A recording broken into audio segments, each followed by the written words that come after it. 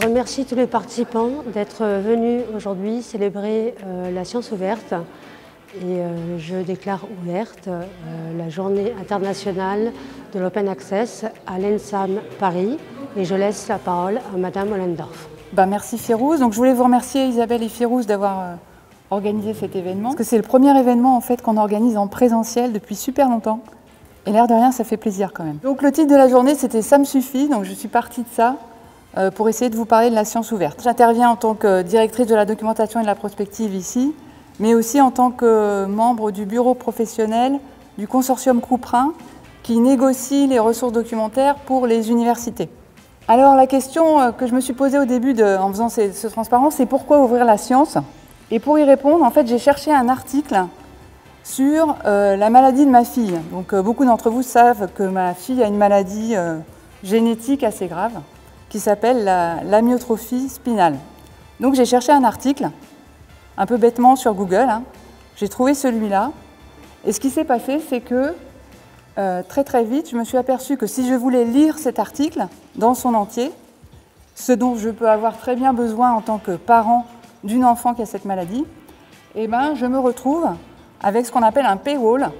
Et donc je dois payer 49 $ pour pouvoir avoir accès à cet article. Et donc vous voyez que la question pour moi n'est pas pourquoi est-ce qu'il faut ouvrir la science, mais plutôt pourquoi est-ce que la science est fermée derrière des murs comme celui-là, pourquoi est-ce qu'elle est payante à la fois pour les chercheurs qui l'ont écrite et pour le grand public. Pour répondre à ce pourquoi, je vais repartir de comment ça marche le processus de publication scientifique. Alors à la base de ce processus, il y a un chercheur qui est à la fois auteur d'un article scientifique et qui, pour produire de la science, doit également lire des articles scientifiques.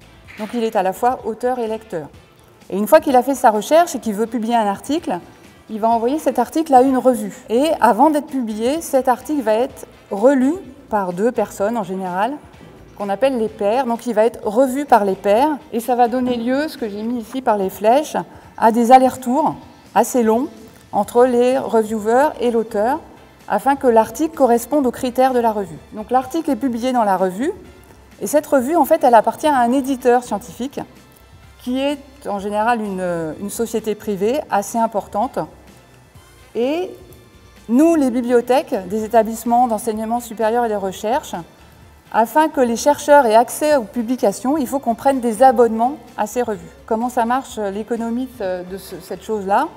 On voit que le chercheur, considérant dans un établissement comme celui-ci, est payé par de l'argent public et le chercheur va faire publier son article de manière gratuite. Il ne sera pas payé pour ça. 2 personnes qui revoient l'article sont en général payées sur fonds publics et la bibliothèque paye à l'éditeur un abonnement sur fonds publics. Et donc on voit que l'argent public intervient plusieurs fois dans ce processus et qui récupère l'argent, une part de l'argent public et les contenus des publications, ce sont les éditeurs. Donc on a un processus qui au départ correspondait à une libre circulation de la science qui a complètement dérivé à la fin du XXe siècle et en particulier avec l'arrivée d'Internet. Dans les années 95-2000 a commencé à naître ce qu'on a appelé le mouvement de l'open access, donc open access aux publications scientifiques, avec 2 principales voies pour accéder à l'open access. Donc un chercheur, il décide de publier, soit il va publier dans une revue où les articles seront directement en accès libre sur Internet. Et pour ça, il y aura deux flèches oranges, vous voyez, il y a deux choix. Soit cette publication sera gratuite, soit l'éditeur, afin qu'il publie en accès ouvert, va lui faire payer un montant. Et je viens de voir aujourd'hui un tweet où la revue Nature vient de négocier des montants à 9 500 $ pièce. Donc on est vraiment sur des montants hyper élevés. En général, on est pour des articles qu'on peut publier ici sur des 3 000 € à peu près. Donc voilà, c'est cher. Et la deuxième solution pour publier en open access, c'est de suivre le processus normal de la publication, donc tout celui qu'on a vu juste avant, et de dire après, on va verser sa publication dans ce qu'on appelle une archive ouverte, qui est un site qui va recueillir les publications de chercheurs et les mettre en accès ouvert directement. Là, il y aura un autre petit inconvénient, c'est qu'on aura des embargos possibles, puisque les éditeurs ne sont pas d'accord pour qu'on mette leurs publications tout de suite en accès libre. Et donc, il y a eu des négociations entre les États et les éditeurs, afin qu'on arrive à des embargos corrects Et en France, on est à 6 mois en sciences dures et à 12 mois en sciences humaines et sociales. SAM, c'est une archive ouverte, créée en 2013 aux Arts et Métiers.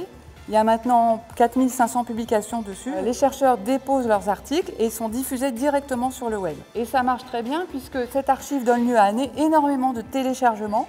Donc les articles de nos chercheurs sont lus, sont consultés et ça leur donne à la fois une meilleure visibilité à l'international et du coup on peut espérer qu'ils seront plus cités de ce fait-là. À partir de ce mouvement de la science ouverte qui est né dans les années 2000, on a quand même de plus en plus de publications qui sont en accès ouvert, c'est ça la bonne nouvelle.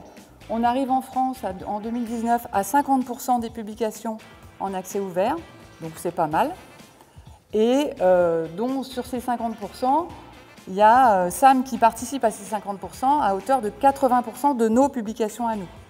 Donc les publications des chercheurs arts et métiers sont très ouvertes et très en accès ouvert grâce à ça. Pour répondre à la question de la fiche, ça me suffit effectivement, mais il faut bien le renseigner quand on est chercheur.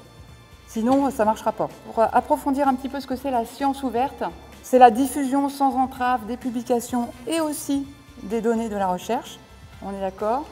Donc là, vous en avez une définition par le ministère, où effectivement le ministère de l'Enseignement supérieur parle d'un écosystème. Et ce n'est pas que la publication et les données ouvertes, mais on a aussi tout ce qui est l'évaluation scientifique, qui devrait être plus éthique et plus transparente. On devrait aussi avoir un processus de revue par les pairs que je vous ai décrit tout à l'heure, qui serait plus visible et plus transparent. Et enfin, on devrait également avoir une science qui soit le plus possible citoyenne. Ça existe déjà beaucoup, avec des citoyens qui participent en fait à la construction de la science. Je pense par exemple aux gens qui comptent les oiseaux dans leur jardin pour le muséum ou des choses comme ça. Et donc ça existe de plus en plus et ça fait partie de la science ouverte. Les arts et métiers, on a trois volets de la science ouverte. Donc je vous ai parlé de ça. On commence aussi à s'intéresser aux données de la recherche qui sont produites lors des projets des chercheurs. Et donc on a créé ce qu'on appelle un DMP, un Data Management Plan, sur un site spécialisé pour ça. Et donc on accompagne les chercheurs pour faire ça. Et on a un troisième volet, c'est qu'on a un aspect éditorial sur une revue qui s'appelle International Journal of Virtual Reality, qui est une revue en open access, nativement, et pour lesquelles on n'a pas de coût pour les lecteurs, il n'y a pas d'abonnement, et pas de coût pour les auteurs. Donc c'est une revue qu'on pourrait qualifier de vertueuse. Juste un petit point pour finir sur les acteurs de la science ouverte. Alors il y a eu les pionniers et les pionnières dans les années 90-2000. Le premier, c'est le monsieur barbu en bas à gauche, là. C'est lui qui a mis, c'est Tom Greenspan. C'est un physicien et quand il a vu Internet, il a dit tiens, je vais mettre mon article là. Et ça a commencé comme ça.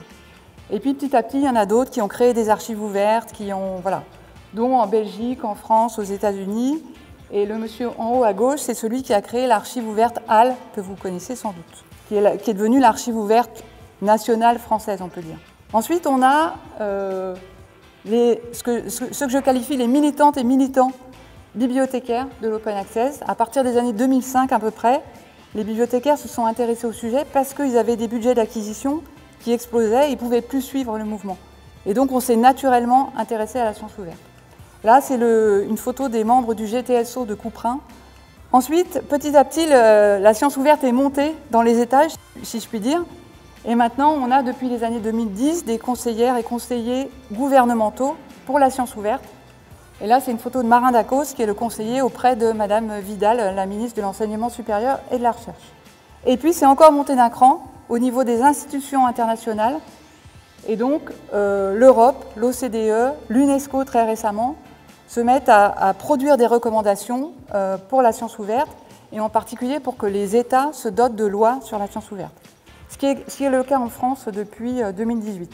Mais l'acteur le plus important dans tout ça, c'est le chercheur, la chercheuse qui a écrit son article scientifique. C'est sa décision de rendre sa publication en accès ouvert et de la rendre libre pour les citoyens qui est vraiment important dans ce système. S'il n'y a pas cette décision-là, le reste ne pourra pas suivre. Voilà, je vous remercie pour votre attention. Merci.